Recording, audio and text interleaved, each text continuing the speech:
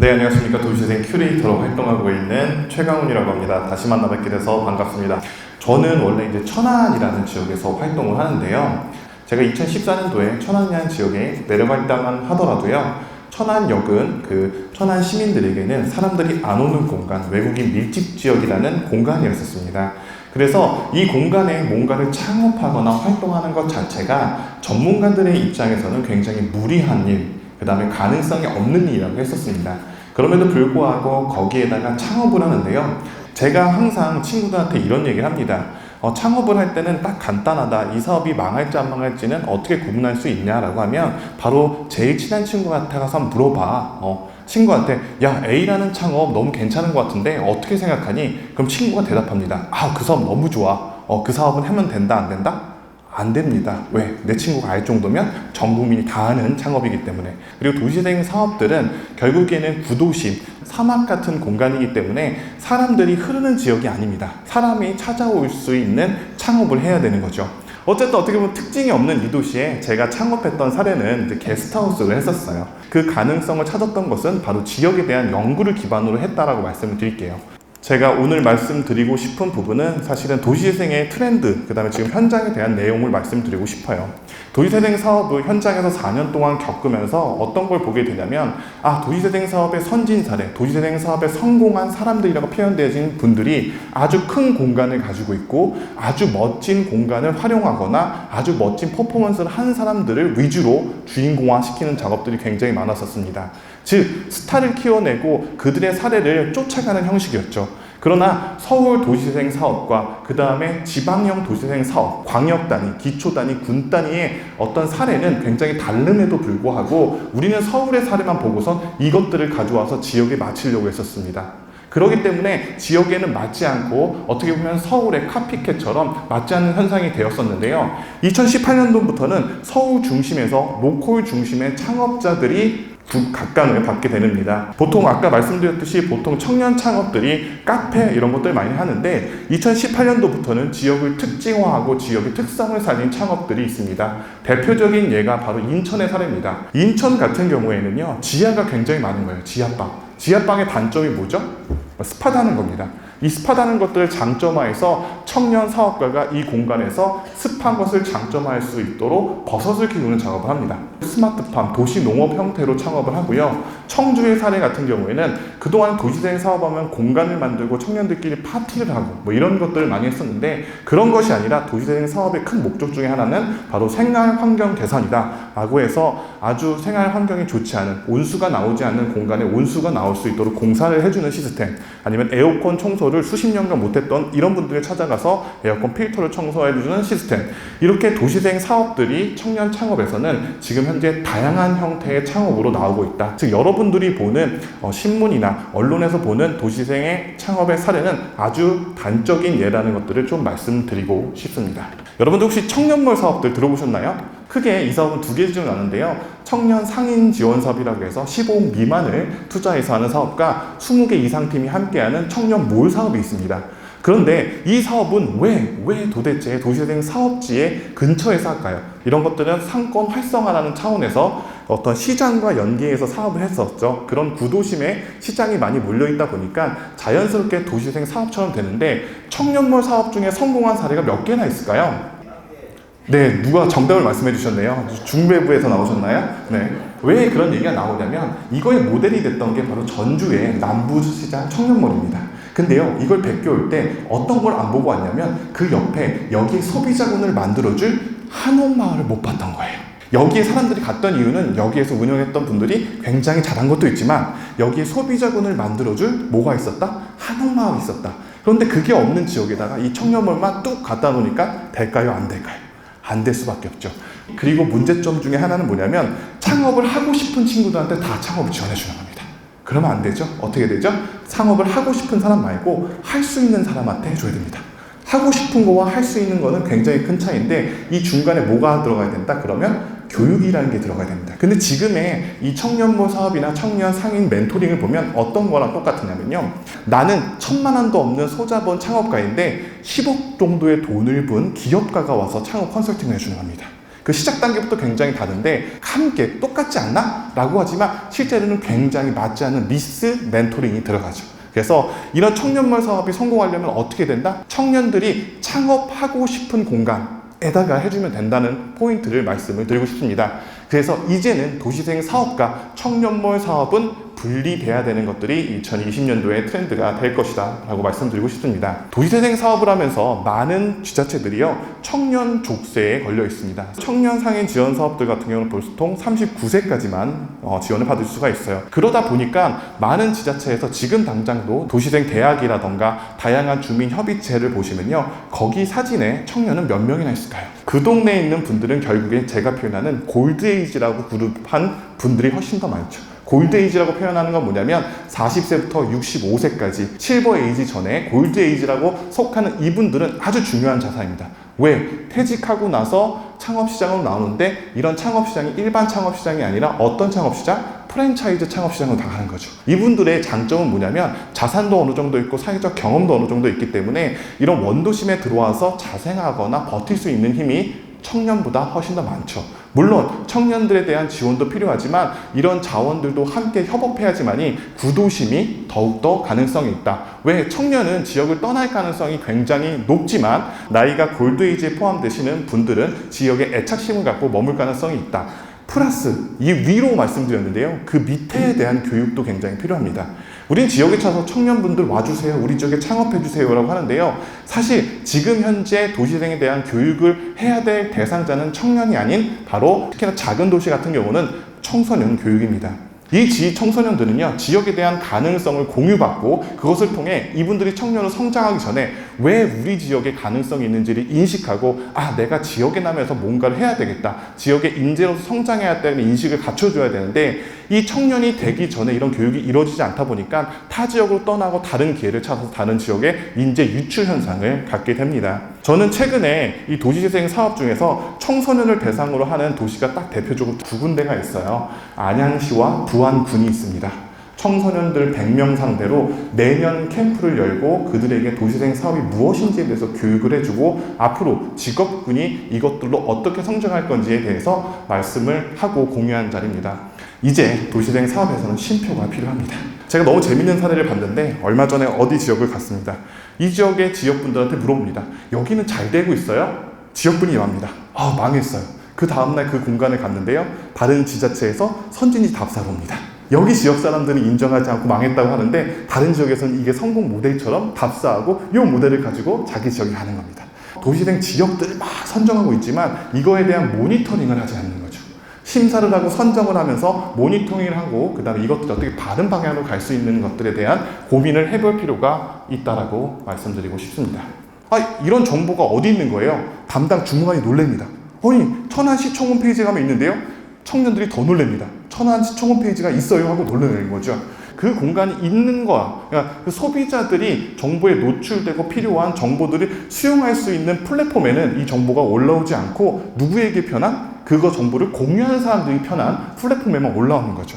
그래서 천안시 같은 경우는 더 많은 청년들에게 이런 정보를 전달하기 위해서 8개 대학과 연계를 해서 천안학 강의를 합니다. 그 이유는 지역에 들어온 청년들은 지역 청년이다 아니다? 아니다. 지역 대학생 청년입니다. 그래서 이들을 대학생 청년을 지역 청년화시키는 청년화 작업들을 지역별로 열심히 하셔야 되고요. 그 루트는 플랫폼은 다양하게 됩니다. 청년들은 SNS, 페이스북이나 인스타겠지만 어르신분들 같은 경우는 선배 세대 같은 경우는 밴드, 그다음에 그 이상들은 놀라운 것들을 발견했는데요. 아무리 포스터를 안 놓으시던 분들이 이걸 하니까 오셨어요. 아산시의 사례인데요. 그 도시재생 지역은 65세 이상의 분들이 많아요. 포스터 붙이고 현수막 붙였는데 안 왔던 분들이 어떻게 했으니까 왔을까요? 놀랍게도 A4 용지에 포인트 20으로 해서 우편물로 배달해 드렸더니 엄청난 분들이 오는 거죠. 그러니까 우리가 생각하는 기준과는 굉장히 다른 홍보의 시스템이 지역의 특징에 따라서 지역의 대상자에 따라서 달라질 수 있다고 말씀드리고 싶습니다. 그리고 지금 현재 SOC 사업을 통해서 다양한 공공 어떤 시설물들이 대형으로 만들어지고 있습니다. 그런데요, 이 공간은 뭐냐면 사람이 모일 수 있는 공간들을 만들어주는 겁니다. 그러나 우리는 모이는 공간에다 공간을 만들어주는 게 굉장히 중요해요. 이건 뭐냐면 큰 공간을 만들어줍니다. 근데 이거는 언제 사용한다? Sometimes. 근데 우리가 필요한 건 뭐죠? Everyday. 그래서 이제는 이런 센터의 개념을 동네에다가 눕히고 펼쳐놓은 형태의 샵이나 아니면 이렇게 스페이스 공간들로 나눠져야 된다라고 말씀을 드리고 싶습니다. 그다음에 전문가를 육성하지 못하는 대학인데요. 여러분도 혹시 도시재생대학 들어보신 적 있나요? 도시재생대학을 운영하면서 담당자분들이 도시재생대학을 안 들어보신 분들이 되게 많더라고요. 저는 이 도시재생대학이 제대로 운영되어지려면 어떻게 되냐면 도시재생대학을 어떻게 운영하고 어떻게 기획하지 되는지에 대한 그 담당자들에 대한 교육이 필요하다고 생각합니다. 지금의 도시재생대학들은 여태까지는 강의가 아니고 강연이었습니다. 도시재생대학을 들으면요, 사례 발표입니다. 우리 동네 뭐 잘했어요. 우리 동네 뭐 잘했어요. 근데 그렇게 어떻게 잘했는지는 아무도 말해주지 않는 거죠. 이제는 강연이 아닌 강의의 형태로 도시재생 사업이 바뀌어야 되고, 도시재생 대학도 물리적으로 한계가 있습니다. 4시에 하죠, 보통. 4시에. 그러면 결국에는 직장을 안 다니거나 학생이 아니거나 한 사람밖에 참여를 못하는 가능성이 굉장히 높은 거죠. 그렇기 때문에 이런 것들을 도시재생 대학에서 도시재생 사이버 대학 형태로 바꿔야 된다. 언제 어디서든 누구나 전 세계 어느 시간대나 내가 원하는, 내가 궁금한 파트의 강의를 들어야 된다. 그래서 만들었습니다. 제가 도시재생 의과대학이라는 채널을 만들어서 도시의 의사가 되어서 도시재생 강의를 90초처럼 만들어줍니다. 여러분 혹시 도시재생 사업을 한 단어로 하면 뭘까요? 제가 도시재생 강의를 100번 넘게 다녔는데요. 다른 지역 다 가도 대답을 못 하시는 경우 되게 많아요. 저는 보통 이제 활성화라고 하는데요.